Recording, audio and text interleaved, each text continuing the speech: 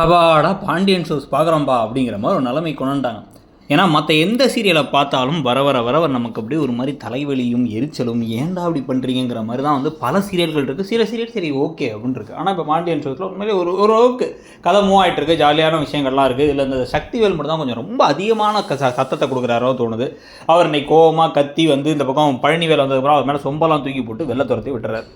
இதுக்கப்புறமா இந்த வீட்டில் வந்து பார்த்தீங்கன்னா ராஜி இவர் எப்படி இருக்காரு, உடம்புலாம் சரியாயிடுச்சாங்கிறதுக்காக சட்டையெல்லாம் தூக்கி பார்க்கலாமான்லாம் பார்க்க அதுக்குள்ளே கதிர் எழுந்து போய் ஷாக் ஆகிறாரு. ஒன்றும் இல்லை, அதுதான் பார்த்தேன், வேறு என்ன பார்க்க போகிறேன்னு கிளம்பிட்டாங்க.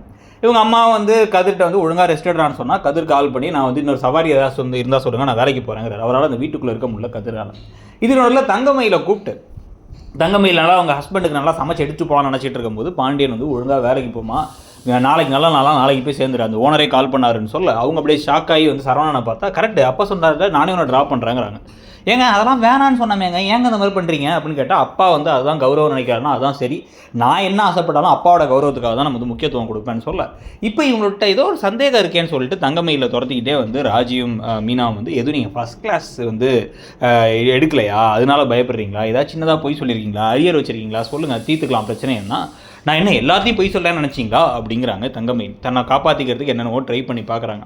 இதுக்கு நடுவில் கோமதி வந்து ஒழுங்காக வேலைக்கு போமா அப்படின்னு கூப்பிட்டு போயிடுறாங்க. இதுக்கு நடுவில் அரசியை கடத்திட்டு போய் ரெண்டு பசங்க ஏதோ வந்து ஒரு முரட்டத்தனமாக நடந்துக்கிட்டு இருக்கும் பொழுது உள்ளாரப்போ வந்து சண்டை போடுற மாதிரி ஏதோ ஒரு குமரவேல் ஒரு பிளான் போட்டு அதை வச்சு நம்ம வந்து அவங்க மனசில் இடம் பிடிச்சி அப்புறம் அழ வைக்க போகிறோன்னு ஒரு பிளான் போட்டுட்ருக்காரு. அரசி எதுக்கு தனியாக அவ்வளோ காட்டுக்குள்ளே நடந்து போகிறாங்கன்னு நமக்கு ஒன்றும் புரியல.